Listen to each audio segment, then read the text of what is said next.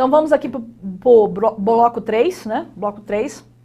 No bloco 3, você vai colocar aí no seu caderno, no tópico 3,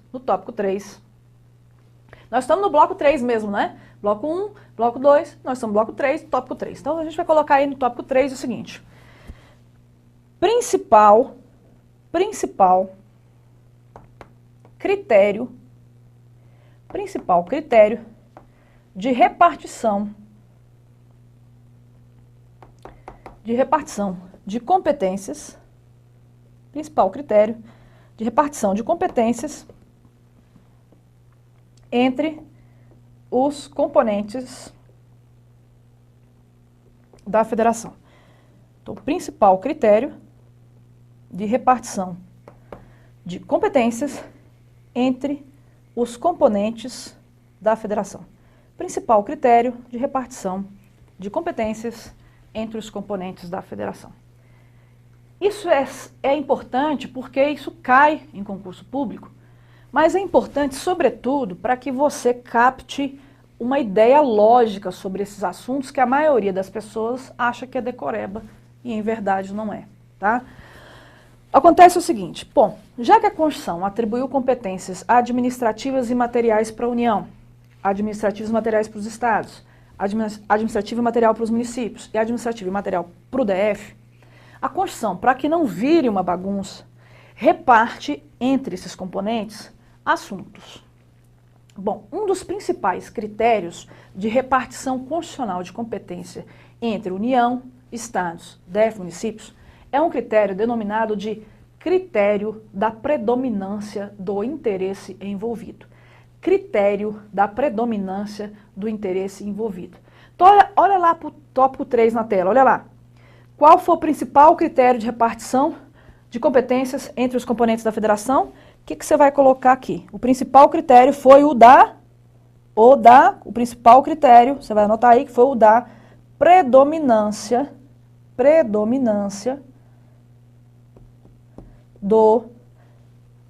dos interesses envolvidos. Critério da predominância dos interesses envolvidos. Critério da predominância do interesse envolvido. Denise, não entendi. Calma, a gente vai explicar. Mas antes da gente explicar, você vai acompanhar comigo uma questão que foi cobrada na prova de analista do TJDFT, no concurso passado. Olha o que a banca perguntou, a banca CESP. Um dos principais critérios de repartição de competência entre os componentes da federação é o critério da predominância do interesse envolvido. Certo, gabarito certo. Mas, Denise, o que é isso, o critério da predominância do interesse envolvido? Raciocine comigo. Quando a gente estuda a nacionalidade, nós vemos o seguinte, a pessoa nasceu no Brasil, em regra, ela é brasileira nata. Então, por exemplo, Tibúrcio nasceu em Anápolis. Qual é a nacionalidade de Tibúrcio? Goiano? Não, né? Qual é a nacionalidade de Tibúrcio? Brasileiro nato. Tibúrcio nasceu em Taguatinga do Tocantins. Qual é a nacionalidade de Tibúrcio? Brasileiro nato. Tibúrcio nasceu no Amapá. Qual é a nacionalidade de Tibúrcio? Brasileiro nato. Tibúrcio nasceu em Pelotas. Qual é a nacionalidade de Tibúrcio? Brasileiro nato. Então nós não temos distinção. Bom, gente, se Pelotas, se Goiânia, se Anápolis, se Macapá, não importa onde a pessoa nasceu num determinado local, ela é brasileira nata ou no outro é brasileira nata, qual é o interesse que o município tem para legislar sobre nacionalidade? Nenhum. Se não tem nenhum interesse, vamos deixar esse assunto de interesse geral ou nacional a cargo da União. E vamos deixar para o município só assuntos de interesse local. Então isso é que é o critério da predominância do interesse envolvido. Geralmente os livros copiam esse critério do professor José Afonso da Silva. Porque essa parte da Constituição que nós estamos estudando, ela foi inspirada nas sugestões de José Afonso da Silva, a Constituinte. Então a maioria das pessoas copiam fazem uma tabelinha copiando do José Afonso da Silva. Alexandre de Moraes, por exemplo, tem uma tabelinha bem bacana no livro, em que ele fala desse critério. Só que a tabelinha, ao meu ver, ela está um pouquinho incompleta. Ela poderia ser completada. Quer ver? Olha só. Como é que está lá na tabelinha? Não vou fazer a tabela não, mas a gente vai fazer aqui junto o seguinte. Deixa eu apagar aqui, porque eu vou usar uma ordem lógica aqui com vocês. Vamos colocar aqui a cor da tinta azul. Olha só. gente vai colocar aqui a União primeiro. A União, por esse critério da predominância do interesse envolvido, ficou, gente, com os assuntos de interesse geral ou nacional. Assuntos de interesse geral nacional. Grande coisa, isso nenhum autor, todo autor fala. Então, a União ficou com assunto de interesse geral ou nacional. Então, acompanhe comigo aqui, olha só. O que é interesse nacional ou geral? Isso os livros não vão te falar. Mas se aparecer a palavra nacional ou geral na sua prova, isso só pode ser da União. Então, compete aos estados a elaborarem normas gerais. Geralmente, o item está errado, porque isso é competência da União, não do Estado. Apareceu a palavra nacional, isso só pode ser competência da União, tudo bem? Mas o que é interesse nacional ou geral? Vou te dar uma lógica que vai te ajudar bastante. Veja bem. O que é interesse nacional ou geral? Aquilo que tem que ser uniforme no Brasil. Uniforme. Aquilo que ultrapassa o Estado, aquilo que é interestadual, geralmente, para não violar o Pacto Federativo, não criar conflito. Então, aquilo que é uniforme, aquilo que é interestadual, aquilo que tem caráter internacional, ficou com a União, por exemplo, transporte internacional de passageiros. Aquilo que tem que ser relativo à fixação de diretrizes. Então, por exemplo, fixação de diretrizes para o desenvolvimento urbano. Isso é a União que fixa. Então, vamos anotar lá juntos o que seria assunto de interesse geral ou nacional. A gente vai colocar aqui que geral ou nacional, aquilo que tem que ser uniforme, unificado no Brasil. Bom, aquilo que é interestadual, aquilo que é internacional, mas tem exceções, mas é o que é internacional.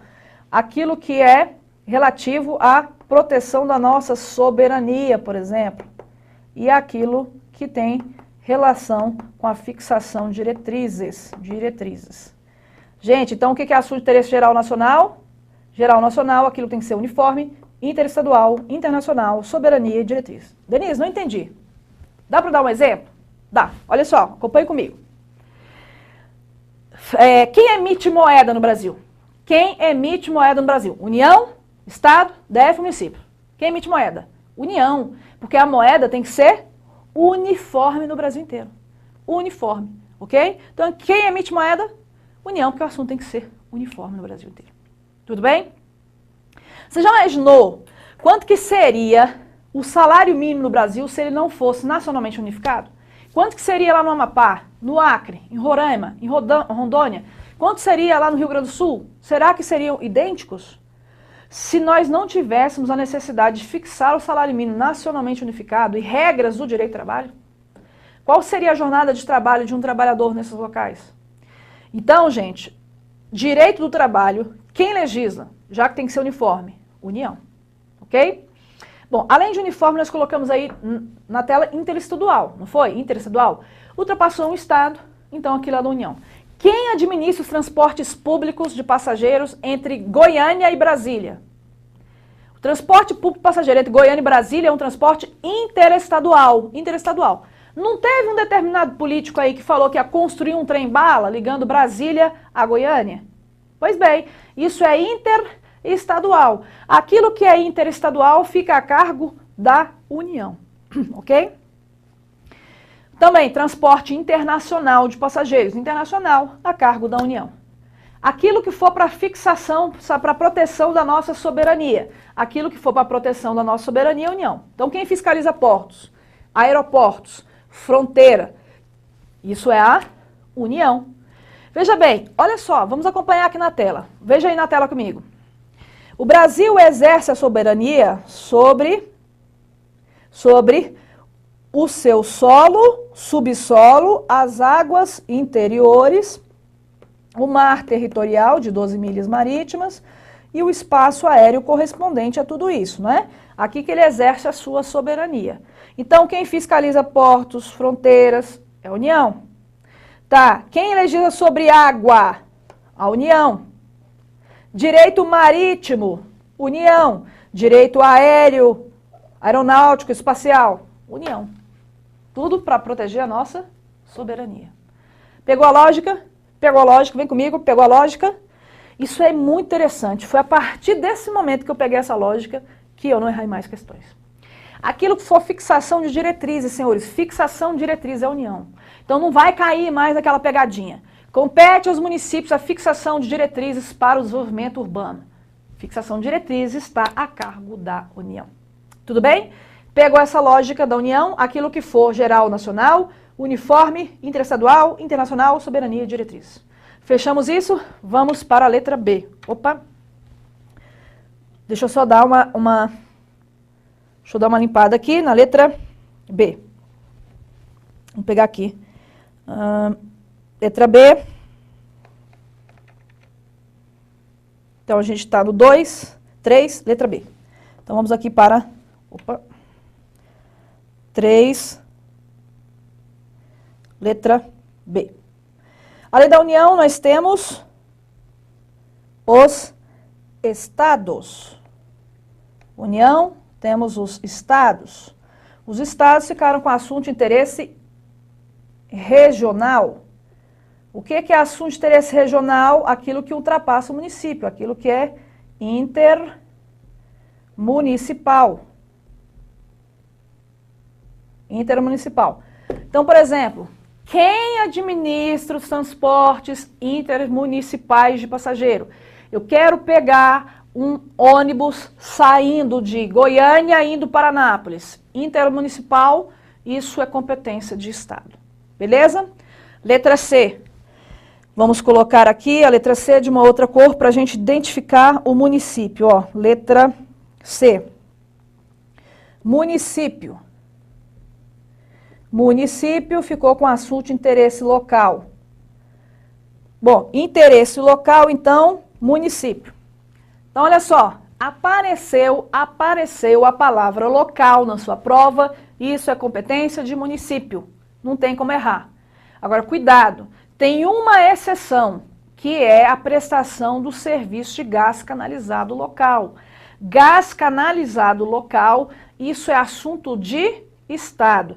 Então, vamos lá na tela e no nosso caderno, colocar local, salvo,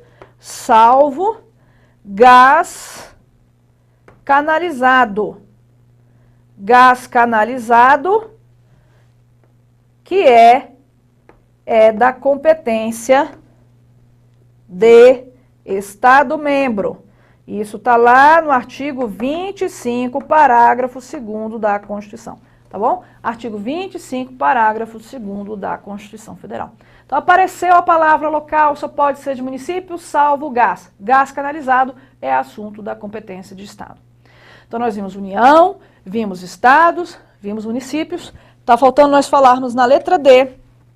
Na letra D. Letra D. Vamos colocar aqui. Deixa eu ver aqui uma cor interessante. Letra D. Vamos colocar aqui essa que a gente está colocando, D, de Distrito Federal. Bom, o DF, ele acumula assunto de interesse local e assunto de interesse regional, porque ele acumula assunto de município e de estado. Se você for lá para o 32, então vamos colocar aqui. O 32 da Constituição, no parágrafo 1º, nós vamos ver que ele acumula, porque a Constituição coloca assim, ó, a Constituição estabelece o seguinte: compete ao DF, ficam reservados ao DF as competências de município e de estado. Por que no DF se reserva as competências de município e de estado? Porque o DF, ele está proibido de se subdividir em municípios. Já que ele está proibido de se subdividir em municípios, a Constituição estabeleceu a competência para ele acumular as duas. Então, por exemplo, aqui no DF, quem paga o IPTU, que é um tributo de natureza municipal? Aqui no DF, nós pagamos para o DF, né? Aqui no DF, nós pagamos ICMS também para o DF. Então, são tributos que a gente passa para os cofres distritais, né? Agora, há exceções, viu, senhores? Há exceções porque há determinados assuntos aqui, que diferentemente do que ocorre nos estados, não é o DF que cuida. Aqui, o Serviço de Segurança Pública, Polícia Civil, Polícia Militar e Corpo de Bombeiros são organizados e mantidos pela União. O Judiciário daqui, organizado e mantido pela União, e a Defensoria Pública daqui, organizada e mantida pela União. Então a gente vai colocar aqui na tela, na letra D, salvo o seguinte serviço, ó. Salvo, então, o Judiciário do DF, que é organizado e mantido pela União, o Ministério Público do DF, que é organizado e mantido pela União, e os órgãos de segurança pública, organizado e mantido pela União, Polícia Civil, Polícia Militar e Corpo de Bombeiros Militar. Agora, a gente tem que tomar cuidado, por quê? Porque esses órgãos de segurança pública têm uma particularidade. Olha qual é a particularidade. Você é aprovado num concurso para juiz de direito, para analista, para técnico da Justiça do DF. A Justiça do DF é organizada e mantida pela União. Quem legisla sobre ela é a União. Então você é servidor público da União, é federal. Agora, a mesma coisa vale para o Ministério Público daqui. O Ministério Público daqui é organizado e mantido pela União. Agora, se você é um policial civil, um policial militar, um bombeiro militar do DF, você está sendo organizado e mantido pela União. Todavia, o artigo 142 da Constituição diz que você está organizado e mantido pela União, mas subordinado ao governador do DF. Você está subordinado ao governador do Distrito Federal, tá bom? Então essa é a diferença. Embora organizados e mantidos pela União, os órgãos de segurança pública do Distrito Federal estão subordinados ao governador do Distrito Federal. Até a letra D, né, nós falamos dos critérios de repartição de competências, aquele critério da predominância do interesse envolvido. Agora, os livros de constitucional, geralmente eles colocam assim, gente. União fica com assuntos de interesse nacional geral. Estados com assuntos de interesse regional. Municípios com assuntos de interesse local. DF com assuntos de interesse local e regional, salvo essas coisas, salvo essas matérias que nós acabamos de ver, não é isso? Agora, os livros esquecem de se manifestar acerca de algumas competências interessantes. Por exemplo, a competência comum ou concorrente. As competências comuns ou concorrentes, elas são competências sobre interesses que não são só federais, que não são só estaduais, que não são só locais. Há certos interesses como saúde, educação, proteção das pessoas portadoras de deficiência, proteção da infância e juventude, que eles são assuntos de interesses difusos. Eles não se concentram num só desses entes. Quando isso acontecer, nós vamos ter todos os entes da federação envolvidos. Então, eu fui até a letra D e a gente vai agora para a tela colocar na letra E. Então, olha só a letra E.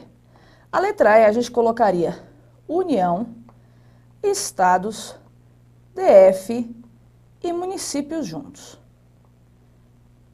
Nesse caso, eles estariam cuidando de assuntos de interesses regionais, de interesses difusos. Vamos tentar apagar aqui, que a palavra que eu ia escrevi errado. Então, vamos colocar certinho aqui. Então, aqui seriam interesses difusos. São interesses que não estão só concentrados no único ente. Aqui nós teríamos as competências comuns ou concorrentes. Comuns ou concorrentes. Para você captar essas ideias que nós frisamos até agora, vamos resumir. Nós falamos que a União fica com assuntos de interesse nacional ou geral. Nós já explicamos lá atrás o que é interesse nacional geral. Os estados ficam com interesse regional. Os municípios com interesse local. Salvo o gás, que ficou para estado. O DF, local mais regional, salvo aqueles serviços de segurança pública, salvo segurança pública, salvo judiciário e Ministério Público. Agora eu tenho União, Estados, DF e municípios juntos cuidando de assuntos difusos. Captamos isso, agora eu preciso ver com você uma tabela relativa a esse assunto. Ó, eu vou voltar lá para a primeira página do nosso slide, onde está localizada a nossa tabela. Olha aí, ó. Você vai acompanhar comigo uma tabela que resume os principais tipos de competências que nós temos. E aí você vai ler assim para mim, olha comigo. Aqui na vertical, nós temos os entes políticos. Esses entes, eles têm interesse, pelo critério da predominância, em quê? Qual é a espécie de competências que eles têm? Qual a denominação dessas competências? Qual é o critério de distribuição e qual o artigo que está? Agora, então, vamos começar a leitura daqui, ó. Vamos pregar as linhas e vamos ler. A União, ela ficou com o assunto de interesse nacional geral. A União pratica ato, então ela tem competência material. Essa competência material, ela foi chamada de exclusiva e ela está expressa no artigo 21. Denise, por que ela foi chamada de exclusiva? Ela foi chamada de exclusiva, gente, porque essa competência, ela é exclusivamente da União. A União não pode delegá-la aos estados, ao DF e aos municípios. Tá? Essa competência, ela é de tipo material. Então, quando eu estiver falando de competência material da União, você vai lembrar que a competência material da União é a capacidade que a União tem para praticar atos e administrar serviços sobre assuntos de interesse nacional, com exclusividade. Ela não delega essa competência aos demais componentes da federação. Bom, vamos voltar lá para a tabela? Bom, ainda na primeira linha, nós vimos aqui que a União tem interesse nacional sobre matérias, né, sobre prática de atos, isso é chamado exclusivo. Mas a União também legisla, ela tem competência legislativa. Essa competência legislativa é chamada de privativa. Privativa também está expressa, só que ela está expressa lá no artigo 22. Bom, deixa eu te explicar. Privativa rima com o quê? Privativa rima com legislativa. Se você estiver diante de uma competência denominada de privativa, na Constituição Federal, ela só pode ser da União. E se é privativa, ela não é uma competência para praticar atos, para administrar serviços. Trata-se de uma competência para legislar. Por exemplo, quando a Constituição, no artigo 22, diz que compete à União legislar sobre nacionalidade, a União vai criar leis sobre esse denominado assunto. Legislativa, tem a palavra ativa no final, rima com privativa, tá? Essa é a competência privativa da União. Então, até agora na tabela, nós vimos as competências da União para praticar atos e administrar serviços, que são as competências materiais elencadas expressamente no artigo 21. E acabamos de falar de uma outra competência, que é a privativa da União para legislar. Agora, detalhe, Denise, no dicionário, privativo é sinônimo de exclusivo. Por que você não utilizou aí a mesma denominação? Não utilizamos a mesma denominação, pois competência privativa, se ela tivesse o mesmo sentido de exclusiva, a gente não usaria sinônimos, porque a legislação ela não adota sinonímia quando ela quer identificar uma coisa idêntica. Por exemplo, se ela quer identificar X, ela vai usar a mesma palavra sempre, para evitar sinonímia. Agora, se a Constituição não usou sinonímia exclusiva e privativa, né, é porque ela quis dizer que a privativa é um pouco diferente. E é. Nós não acabamos de falar que a exclusiva é a competência para praticar atos e administrar serviços? A competência privativa é para legislar. Nós não falamos que a exclusiva para praticar atos e administrar serviços pode ser delegada? Ela é indelegada? A exclusiva para praticar atos e administrar serviços, ela é indelegada, indelegável, não se transfere. Agora, a privativa, que é para legislar, ela pode ser delegada. Ela pode ser delegada aos Estados-membros expressamente na Constituição. E se pode ser delegada aos Estados-membros, implicitamente pode ser delegada ao Distrito Federal. Então, em síntese, as competências da União que estão na primeira parte da tabela, as primeiras são administrativas ou materiais, exclusivas, não podem ser delegadas. As outras da União são privativas, em matéria legislativa e são delegáveis aos estados e ao DF. Tudo bem? Por enquanto, a gente só está dando uma estudada na tabela, mas fique tranquilo que a gente vai melhorar essas informações, tá? Olha aqui as competências dos municípios. Vamos lá para a tabela. Município pode praticar... Município, aliás, ficou com assunto de interesse local, né? Salvo gás. Município pratica ato, então tem competência material. Município legisla, então tem competência legislativa. E município faz isso de forma exclusiva, sem delegar para ninguém. Isso está indicado lá no artigo 30 da Constituição. Então, município, gente, na nossa tabela, ficou com assuntos de interesse local, salvo gás, município pratica atos, município legisla, portanto, município, ao praticar atos e legislar, tem as suas competências expressas no artigo 30, indicadas no artigo 30, e essas competências, como elas são indelegáveis, nós vamos chamá-las de exclusiva, tanto para legislar, quanto para praticar atos e administrar serviços. Então vamos lá para os Estados-membros. Então, Estados-membros na tabela, ó. Os Estados-membros ficaram com assunto de interesse regional. Estados praticam ato, têm competência material. Os estados legislam, têm competência legislativa. Bom, só que essa competência é denominada de residual ou remanescente, senhores, porque não existem poderes expressos em regra para o Estado. Se você abre lá o artigo 25, parágrafo 1º da Constituição, o que estabelecerá o artigo 25, parágrafo 1º? Uma lista de competências dos Estados? Não. Olha o que denomina o artigo 25, parágrafo 1º. Aos Estados ficam reservadas as competências que não forem proibidas. Pense comigo. O que está proibido para o Estado? Aquilo que a Constituição expressamente elencou para a União e aquilo que a Constituição expressamente indicou para os municípios. Se a Constituição diz que os Estados podem exercer as competências que não forem proibidas, então a Constituição não colocou em regra uma lista expressa dessas competências e os Estados poderão, então, exercitar todas aquelas competências que não forem proibidas, ou seja, todas as competências que não foram elencadas para a União e para os municípios. Tudo bem? Agora, cuidado, cuidado.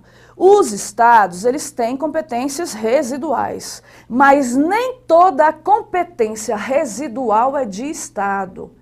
Porque em matéria tributária, o artigo 150, inciso 1, o artigo 150, inciso 1, em matéria tributária, determina que a competência para instituir impostos residuais, para instituir impostos novos, pertence à União. Então, cuidado, se o examinador vier dar uma de João sem braço com você, dizendo assim, ó, todas as competências residuais foram constitucionalmente atribuídas à União. As competências residuais foram todas atribuídas aos estados. Você vai dizer falso, porque em matéria tributária, o artigo 150, inciso 1, o artigo 150, inciso 1, diz que compete à União instituir impostos novos, dentre aqueles não elencados na Constituição, desde que esses impostos novos sejam criados por lei complementar, o examinador vai falar que é ordinária, é lei complementar, e desde que esses impostos novos não tenham por base de cálculo ou fato gerador aqueles dos próprios já indicados na Constituição. Então, os Estados-membros, em regra, têm competências residuais, salvo em matéria tributária. Portanto, se o examinador te perguntar, todas as competências residuais foram constitucionalmente atribuídas aos Estados, você vai dizer que é falso, ok? Bom, nós vamos parar aqui nesse bloco e vamos voltar no bloco seguinte, já trabalhando as três últimas linhas da nossa tabela, tá ok? Então, até lá, as últimas linhas no próximo bloco.